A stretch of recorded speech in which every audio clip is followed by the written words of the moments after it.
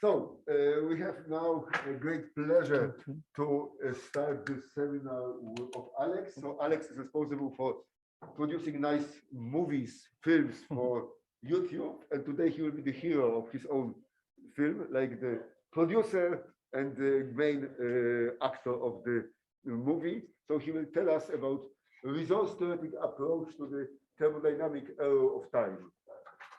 Yeah. So thank you very much, Professor Carol. I'm very happy to be here.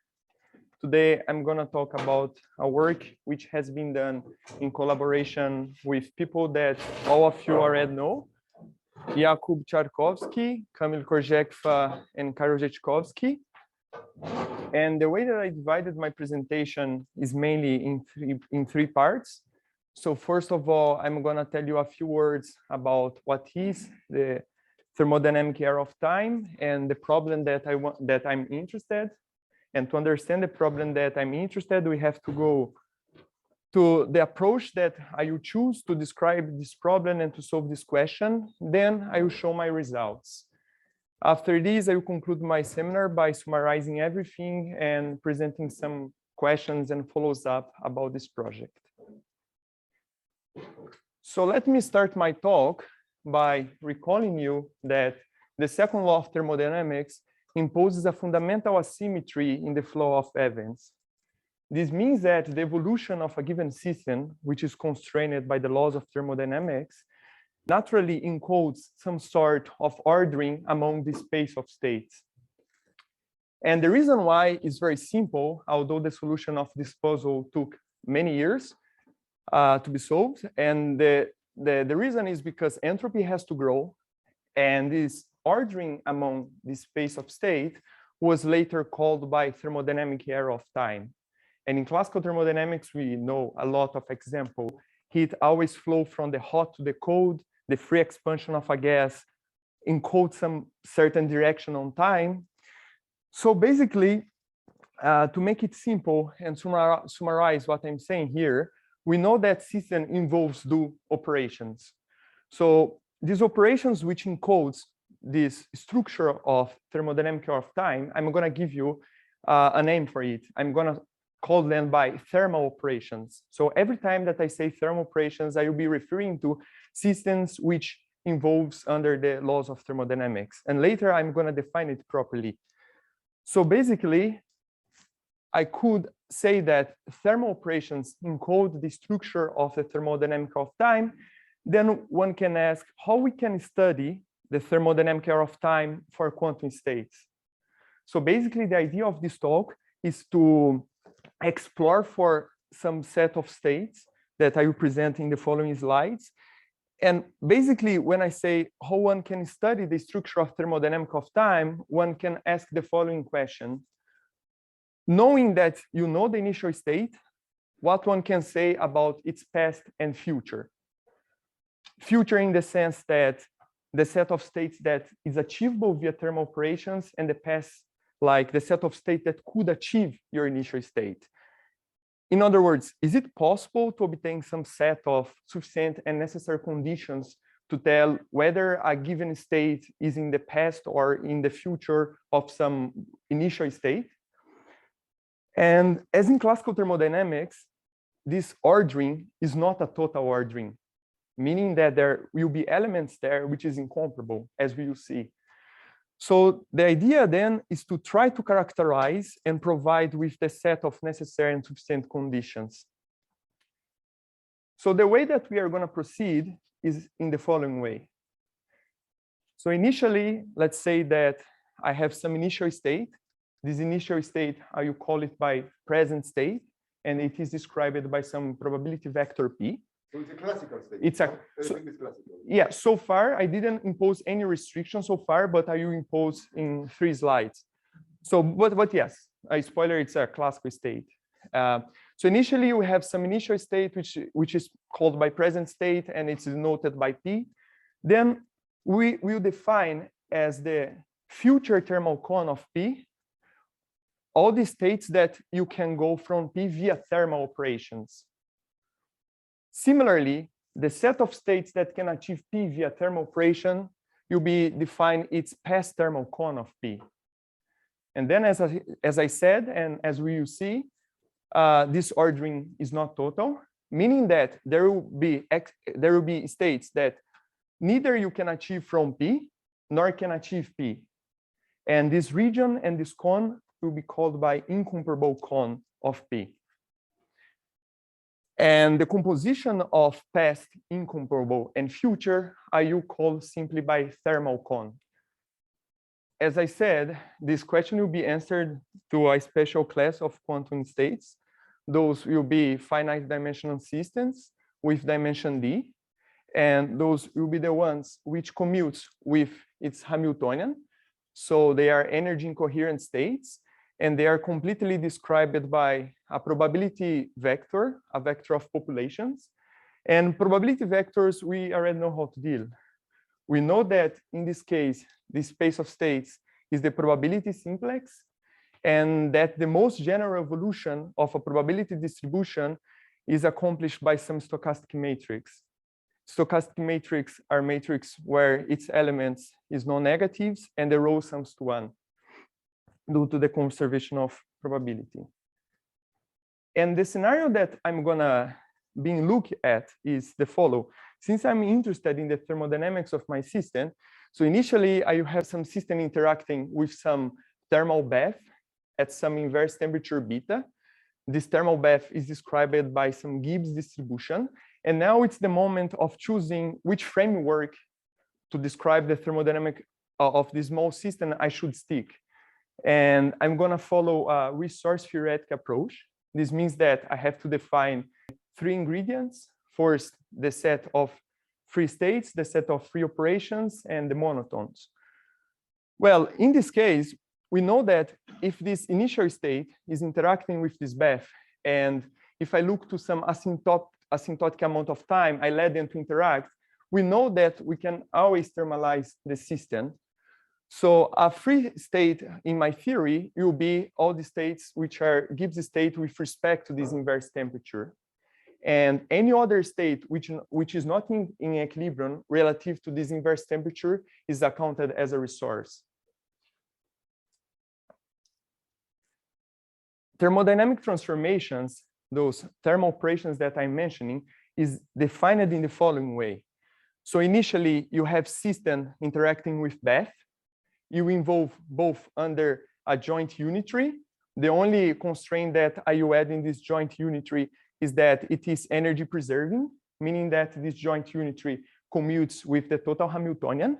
And since I'm interested in the behavior of the system, I will trace out the environment. And basically, thermal operations are CPTP maps which satisfies 2 properties. The first property is that if your initial state is the thermal state, you must recover the thermal state. Otherwise, you would create resource, and you could even like came up with some perpetual mobile. And because of the fact that the thermal state is a fixed point, this encodes naturally the second law of thermodynamics. And the second restriction is that thermal operations are time translation covariant, meaning that initially you can involve the system under this joint unitary, trace out the bath, and then involve the system on time and measure it. This has the same effect as involving the system first, then involving via the joint unitary, trace out the bath, and then measuring the system. Because energy in this case has been conserved, and this is a directly consequence of the fact that this big unitary here is energy conserving. And this condition naturally encodes the first law of thermodynamics.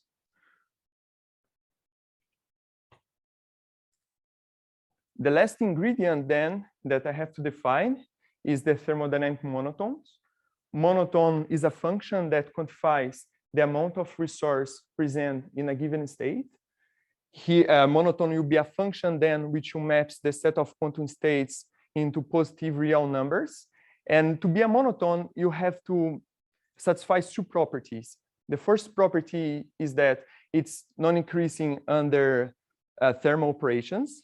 And this is basically telling that if you think in a states transformation, the target state will always have less resource than the initial state, because some amount of resource was used. And also that when you assign to the thermal state, you have to get 0, because if it is a function that quantifies the amount of resource in your state, and we define that thermal state is 3, it means that it has to be 0. An example of thermodynamic monotone, which is very important, is the relative entropy between the initial state and the thermal state. And it's an important quantity because it's the generalization of the concept of free energy. Because, for example, if I take the expression for gamma, plug it here, I can here write this expression in this following way. And this is basically a difference between free energies. And in other words, this generalization will tell us the maximum amount of work that you can extract of a system which is out of equilibrium.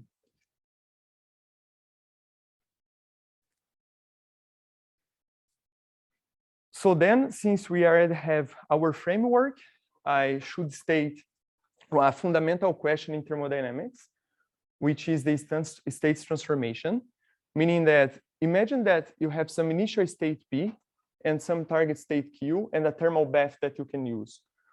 What is the condition that we have to fulfill that there exists a thermal operation mapping P into Q? So basically, the answer of this question is that P has to thermomajorize Q. Thermomajorization is a variant of the concept of majorization because it's more general. And in the limit of temperature going to infinity or beta equals 0, you recover the standard majorization. And I know that all of you know what is majorization, but just let me come back and remark for you what is majorization.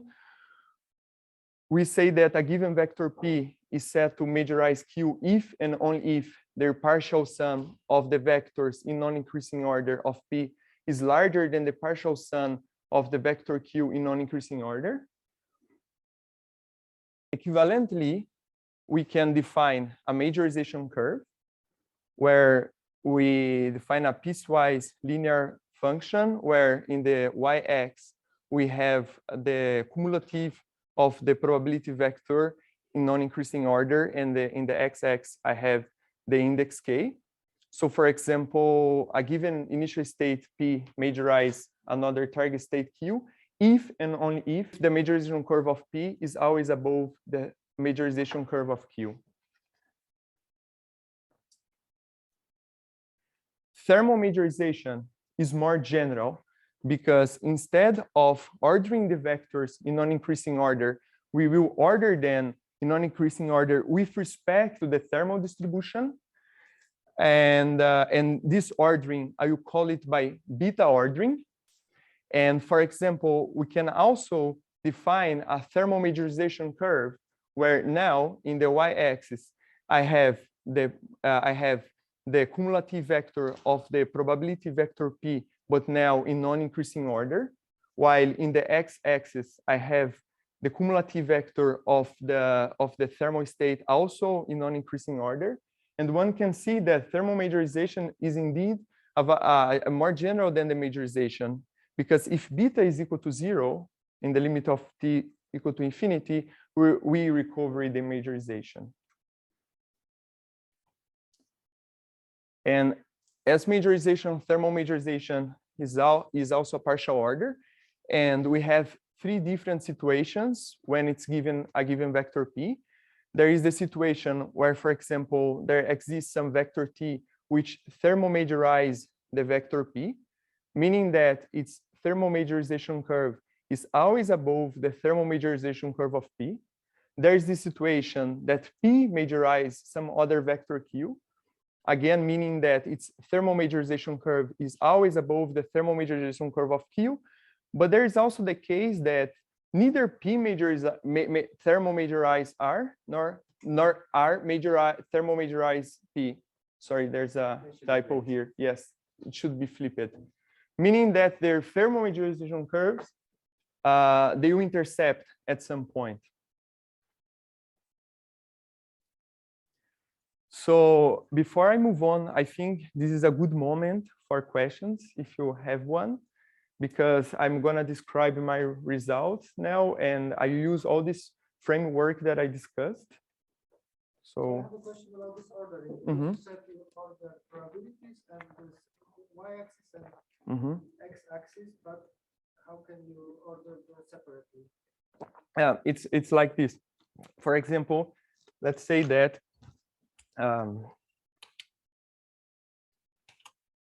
oh yeah. So let's say that you have some probability vector with entries P1, P2, P3, and some thermal distribution with gamma 1, gamma 2, gamma 3. Then what you are going to order is P divided by gamma. And then, for example, if the order is 2, 1, 3, means that P2 over gamma 2. Okay? Thanks for the question. Order is with respect to the vector gamma, which is invariant, yes? Which is Yes. fixed by temperature. Yes, which is fixed by temperature. Thanks.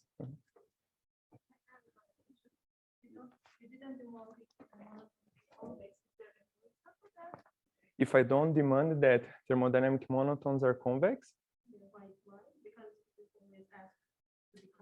in this case, the relative entropy will be convex. But in the case that I'm going to discuss, the volume of these future thermal cones will not be convex, but this is not a problem. Thanks. Any other question? Okay, so let me restart then.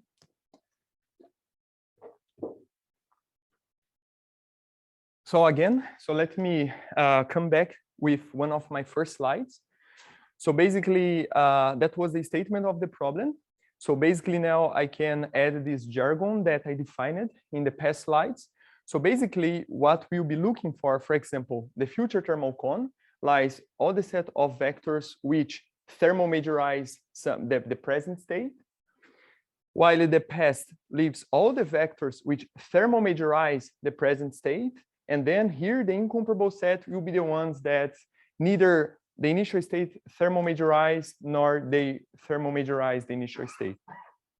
And look that the question now, it's a little bit different from the original states transformation, because there I'm looking for a straight transformation between a pair of states like P into Q. And now I'll be interested to look like P into the set of Qs, for example, which may thermomajorize or that P thermomajorize. So let's start with the easiest situation, which is the case in which the temperature goes to infinity, or in other words, beta goes to 0. So in this case, the thermal operations becomes the noise operations as the thermal state becomes the maximally mixed state. In the language of probability vectors, now the thermal state becomes the maximally mixed distribution, where D is the dimension. And in this case, the energy doesn't play a role. Only information play a role. Well, what we know from this? We know that if I'm looking for some matrix which maps P into Q and leave the maximally mixed distribution invariant, we know that this matrix has to be B-stochastic, in the sense that now not only the rows will sums to 1, but also the columns will sums to 1. So then we have a very beautiful theorem, the Birkhoff theorem, which says that the set of B-stochastic matrices is a convex set whose extreme points are permutation matrices. Then there's also a very beautiful theorem attributed to Hard, Littlewood, and Pollia, which says that there exists a B-stochastic matrix mapping P into Q if and only if P majorizes Q. In other words, if I combine these two theorems, I can get the future thermal cone of P, because the future thermal cone of P is basically a convex hull of permutations of the vector P. For example, if I start with P given by a vector of populations equals to 0.6, 0.3, and 0.1, the convex hull of permutations of this vector, you give me a region where all the vectors which lies here is majorized by my initial state. And this is precisely the future con that I'm interested. Well, I have to mention that there exists a very important state, which is the sharp state. A sharp state is a state which is 1 and zeros everywhere. It is important because it majorizes any other distributions. And because of its importance, I'm gonna denote its future thermal con simply by a delta D or a triangle. And since it majorizes any other distribution, its future thermal con is the whole probability simplex. Then the question is, given a present state P, how to characterize its incomparable and past con for arbitrary dimensions. I'm not sticking for d equal 3 or d equal 4, but for arbitrary dimensions. So now what I'm going to show you is our results, which allow us to obtain the set of necessary and sufficient conditions to get the incomparable and past con. Okay, I know it's hard, but let's go slowly. So basically, the lemma says that for a d-dimensional probability vector ordered in non-increasing order, we consider a quasi-distribution Tn, where this n is an index which goes from 1 to d. And then we have a recipe to compute these t's, these vectors t's, okay? And just a short comment, these vectors t, they are very important because they have very nice properties. And basically, we can define a set which is the convex hull of the future thermal cons of these vector t's. And future thermal con, we know how to get it. It's basically permutations and the convex hull of this permutation. Then what our lemma says is that the incomparable con is given by taking the set difference of the interior of T with the future thermal con of P and the intersection with the future thermal con of the sharp state. Well, if we have a lemma to characterize the incomparable, we have a theorem to characterize the past con of P, which is simply given by the set difference between the future thermal con of the sharp state and the interior of T. So for example, let's say that it's given some initial state with these populations, and then you go in our lemma and then you calculate T1, T2, T3. And let me point it out that T1 is a quasi-probability distribution because the last entry is negative. But in this case, there's no problem at all. Actually, it simplifies a lot. And basically, what our lemma says is that we have to compute their future thermal con and take their convex hull. The convex hull of the future thermal con of T1 and T2 is illustrated here. The convex hull of the future thermal con of T2 and T3 is illustrated here. When we take their union, one gets this shape here. Now what I have to do is I have to take the interior of T. This is the set T, and their set difference with the future thermal con of P. So this is the interior. And then taking the set difference with the future thermal con of P and the intersection with the future thermal con of the sharp state, we get the incomparable set. Sorry. And this is done for temperature going to infinity. Yes, yes. But the same strategy works for other temperatures as well. Yes, but you have to generalize the vectors t's that I will show, and you have to consider this beta ordering separately. And then, okay. Mm-hmm. One question: how do you get this t? Could you? Yes. Yes, these vector t's, they have the special property that they tight majorize your initial state, meaning that, for example,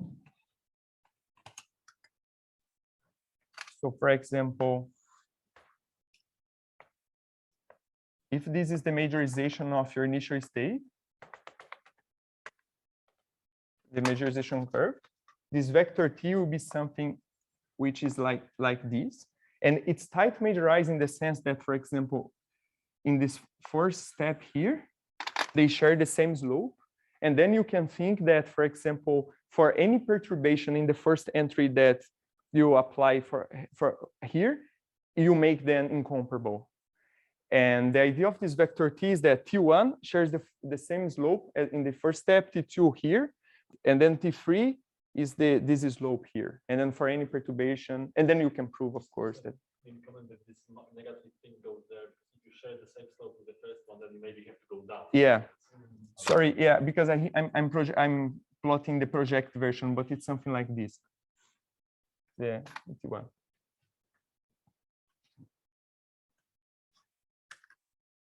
Oh.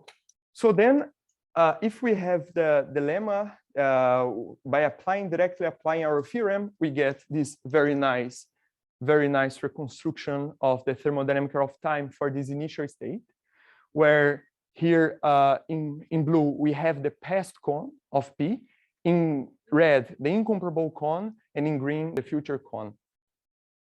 And it also works for different temperatures. Can be generalized. So let me remark some properties.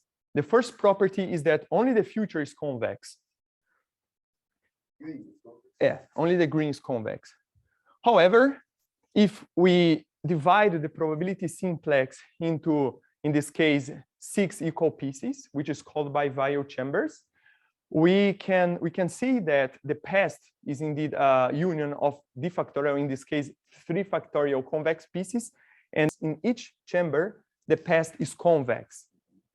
And the extreme points of the past is precisely the sharp state, T1, T2, and T3. We have a very nice bridge to lattice theory in the sense that the sharp state majorize T1 and T3, and T1 and T3 majorize T2. And because of the fact that T1 and T3 is incomparable to each other, they will characterize incomparable regions that if you miss one of them, you will not get. And the structure gets much more complicated for higher dimensions. For example, this is for D equal 4, where here I have the past cone, here I have the incomparable cone, and here again I have the future thermal cone for this state here. And also, something that I'm not mentioning here in this talk because I don't have time is that our lemma and theorem also give us like the number of faces, the number of extreme points, all the geometrical properties of these sets. So again, only the green one here is really convex. Yeah. Here, the 3D. Yes. And then yes, almost look like Sierpinski object, but of course they are not. But they are self-similar. They are the same. You have 4. I was just joking. If we could do a 3D printer, then you have 3 copies of the 4 copies of the same shape. Yes. Yes. For the blue. And in the left one, the blue one, I guess.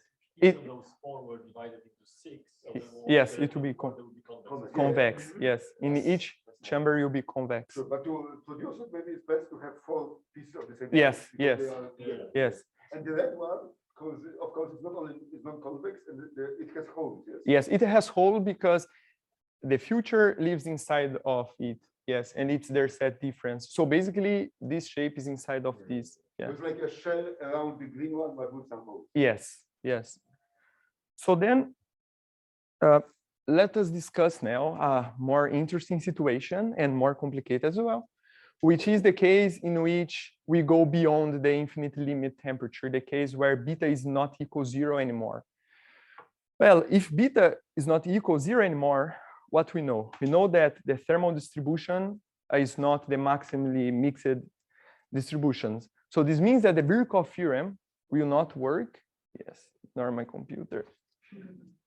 Yeah, we know that the Birkhoff theorem will not work. However, the future was already characterized. And basically, there's a generalization of the Birkhoff theorem for the limit in which beta is finite. And basically, without giving too much details, this generalization says that the set of thermal stochastic matrices, thermal now because you have this information about the temperature, is a convex set whose extreme points are beta matrices.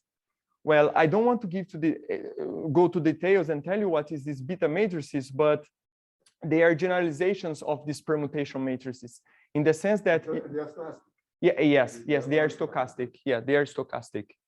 And in the sense that if you take beta equals 0, you recover it. They are stochastic they preserve gamma. Yes, yes. So like in a sense, distorted permutation. Then, for example, one can use the results also to have a theorem for the future thermal cone, because now the future thermal cone will be a convex hull of these beta, let's say beta permutations of the vector P. And just to give you an example about what it changes. So for example, here we have two situations for the same vector and for the energies now 0, 1, 2. An important fact is now energy plays a role. So for example, for beta equals 0, everything is symmetric and we have this future thermal cone, but for beta equals 0.5, you lose the symmetry because the thermal state, as soon as you start increasing beta, will tend toward to the grounding state, and the future thermal cone tends to follow the trajectory of the thermal distribution in a non-equal way, and you get this very nice shape here for the future cone. It's also a hexagon. It's also a hexagon, like but hexagon. Yes, but it might not be, because in some cases you observe some degeneracy between extreme points. But not more than 6. Not more than 6, no. Yeah. Yes. Yes. And then the question is now how to characterize the incomparable and past thermal cone of P. So again, I'm going to show you the lemma, which is not that different from the first lemma that I showed you, and give you an example. So now what it changes is that these P vectors, these extreme points of the past that I show you, they have to be modified in order to also accounted for the transformation in the temperature. So they depend on the Hamiltonian of the system, because this is the thermal distribution, which is E to minus beta H. And now basically here, we will have d factorial T vectors. Why d factorial? Because we have d factorial chambers there, and this is the main difference than in the past case. This is because the symmetry was broken. Yes. And you have to work in the individual chambers separately, in a sense. That's true. And then the past, which basically follows the same equation, but now with this set T with this beta here, because temperature is important. And then this is an example for the same vector, but for beta equals 0.5. So again, only the future is convex, because again, we can divide into the vial chambers. And then we have a nice result. It says that if beta tends to infinity, the past becomes convex. So then let's watch something interesting. So can you see it? Okay. Wait, no. Okay, 1, 2, 3. So here I'm changing beta. I'm changing the temperature. Goes down. Yes. And then the thermal state is going towards the grounding state, and we see precisely the behavior of the thermal cones. Yes. Yeah. You freeze. Yeah, not yet. Yeah, I can continue, but it will be very slow to the thermal state, but yes, as usual. I'll show the beginning of the movie again. Great. Very nice movie. You cannot go back. Yes. But there are some dirty tricks. Let us pretend. Again, so everything is symmetrical. And now we lose symmetry. So yeah, we lose symmetry. And look that the extreme points will become degenerated at some moment. Wait. Here. Yes, one degeneracy. Now it's strange because the thing set is very small, because the set of the invariant state passes by close to. Yes, yeah, and this is why the volume reduces a lot. So now it's very small, and now it will start increasing again, because the thermal state will be getting far and far from the initial state. Yeah. Then. So it's a bit larger. green is larger, and then it decays again. Yes. Okay. And just to say a few words about the video. So in this algorithm, we are directly applying our results, our lemma and our theorem. It's not numerics. Numerics in the sense that I'm sampling probability distribution, doing things by hand. So what? You only plot analytical results. Yes, analytical results. Yes. And this works for arbitrary dimension. For example, I can go there and put d equal 4 and see the same video. It won't be so good because we know that the future is inside of the incomparable set. But so something that we saw in this video that we can ask, which is also a natural question, is what is the role played by the volumes of these thermal cones? Like, what does it mean, the volume of the future thermal cone or the volume of the incomparable set in the past? So basically, let me denote their volumes simply by V and some index here, for example, plus for future, empty set for incomparable, and minus for past. So what one can prove is that the volume of the future thermal cone is a thermodynamic monotone, meaning that the volume is not increasing under thermal operations, and it's 0 for the thermal state. And this one can understand because imagine the volume somehow quantifies how far off equilibrium you are.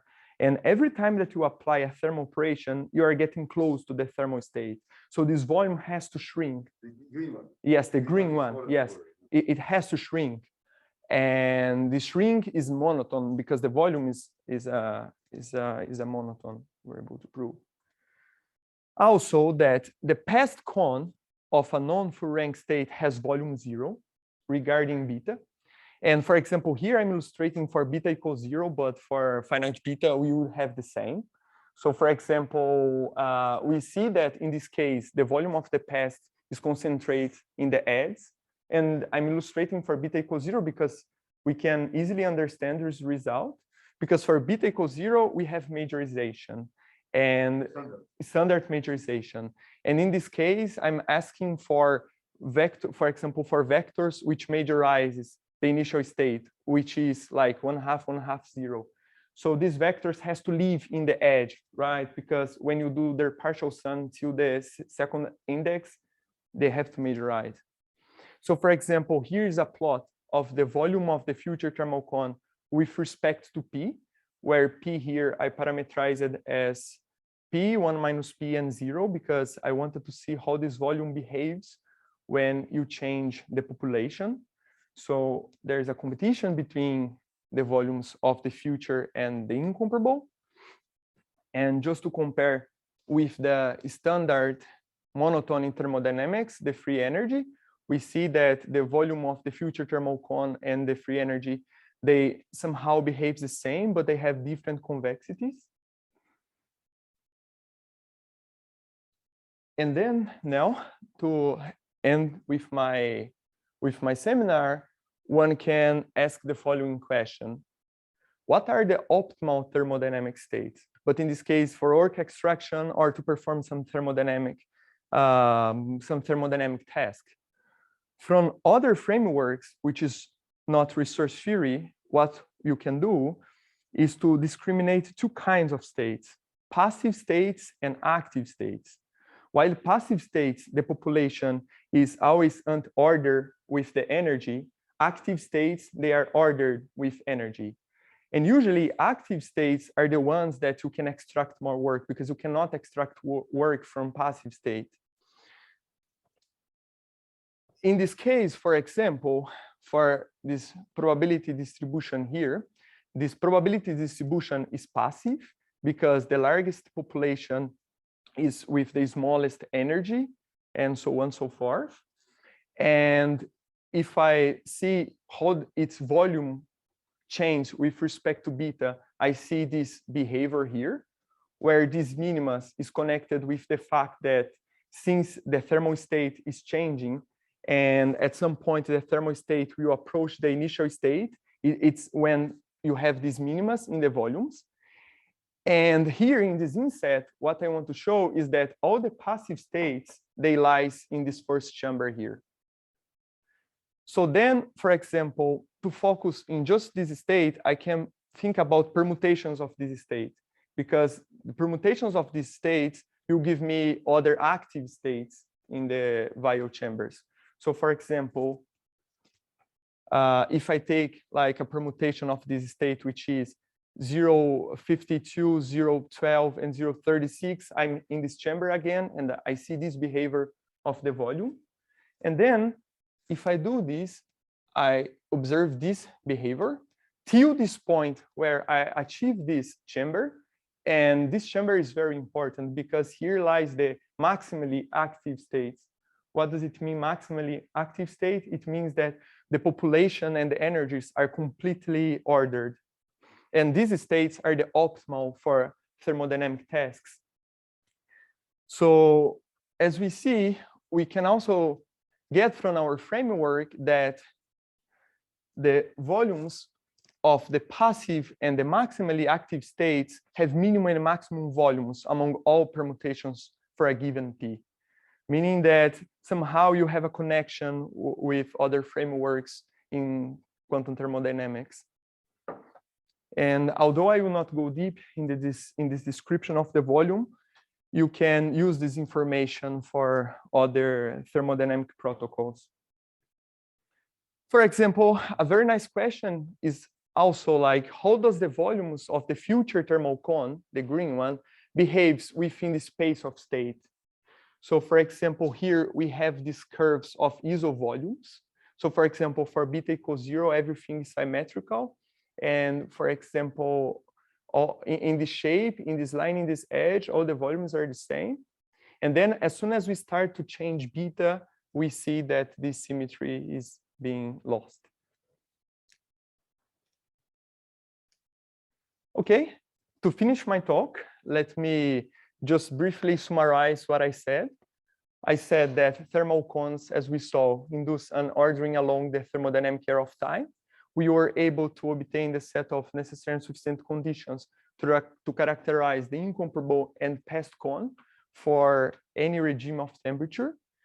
This ordering can be quantified in terms of their volumes, because the volume of the future thermal cone is a thermodynamic monotone. And what I didn't talk about in this talk, which is very interesting, is that one can use this framework, for example, to ask if you have states transformations between incomparable states. One way of circumventing this problem is to bring another state, which will help you to make this transformation while its resource is not consumed. This is called by catalytic transformation. And then you can ask, what is the optimal catalyst that you can choose when you are looking exactly to this kind of transformation? So somehow our framework also allows us to answer this question about optimal catalyst. And also we could use to study the slowest and the fastest routes for thermalization, like how one can think about what is the best, since you have to thermalize the system, what is the best trajectory within the space of state. Also, something that I didn't mention is that thermal cones is not specific for thermodynamics, but one can think about other resource theories, which is majorization based, for example, entanglement. And for entanglement here, our lemma and theorem provides an answer for arbitrary dimension. The only difference is that since in an entanglement, the majorization sign is different, is in the other way around, our future is their past and their past is the future. And also the last point is to extend this framework for the new results on continuous thermal majorization, and also ask the same questions like how one can characterize the past incomparable and the future cones for this continuous majorization. And it's that. Hope you like the seminar. I will be very glad if you have questions and wants to discuss. Thank you very much. Number of the archive paper when you can read all of this. Yeah. It is from the future. Yes. Wow. Wow. Our future is past. April 1st. So well. This is April. not a binding statement, yes. Yeah. Great. Thank you again. So what about questions? Maybe yes, right. Well, first, Jakub, check whether there are any questions from the outside world. Not yet, not that I see any. Oliver. Yeah, I Okay, actually let's have a start question. here. Yes. I'll start with each question. Are the beta stochastic matrices, these guys or matrices, are there a subset of the like bistochastic ones? Yeah, they becomes the permutation matrices. When beta Is zero, yes. Yeah. Okay, that makes sense, yeah. Mhm. And the second is, I guess, a less easy question, which is, do you have any idea what happens when your initial state is coherent? Oh, yes. Now we should have some.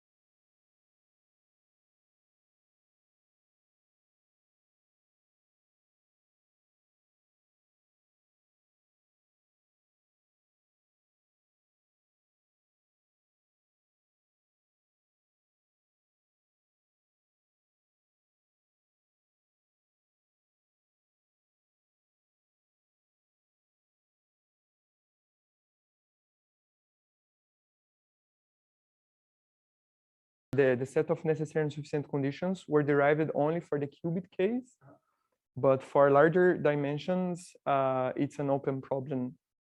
Yes. Okay, so Yeah, possibly. There definitely were some comments on coherent transformations where, I mean, incoherent states for the infinite zero. But no, it's beta equals zero, so it's beta infinity actually. Because beta infinity also was easy, right? Yeah. So that Yeah. Yeah. Yeah, so there is one question from online audience. Oh, cool. So from Gerard, Ah. I have a question. Can you use the volume of the past thermal cone as a monotone? It may have some advantages in some particular cases. There are two question marks. Yes, very nice question, Gerard. Thanks.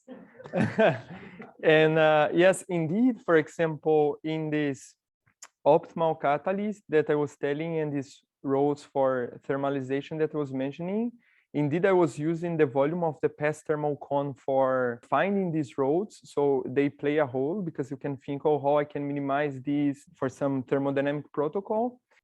About their being monotone, I'm not sure. I'm not sure. I would have to take a look. Okay, Camille, yes. And then you said at some point for this very simple state P1 minus P that the behavior of the volume of the cones has the same monotonicity that the free energy, the relative entropy. So is this just for this example, or can you always say, for example, if you have two states and one has larger free energy than the other, then the future thermal cones are larger? Yes, yes. You can say for general states. Okay. Yeah. Fine. And then, yes. I found interesting is that you say that you can apply this to the Yes. but you say people like that. Yes, yes. Mhm. But this change of the order in the majorization is like was it like just convention, the difference in sign, we can say, or Be- be- is like something like really, for example, volumes that you can see No. in the future, you are seeing as the past. Yes, yes, exactly. Because what we know from the theory of entanglement is the Newton's theorem. And in the Newton's theorem there, for example, in comparing with the thermodynamical case, our maximally mixed distribution in thermodynamics is the maximally untangled state. The separable state. Yes, yes, that is. And then in this case, for example, the grounded state or the sharp state 100, for example, for the equal free, you'll be separable states for them. And then the sign of majorization is different because of the Newton's theorem Of past and future. and reflection about past and future. Yes. Yes. So let's thank Alex again. Yeah.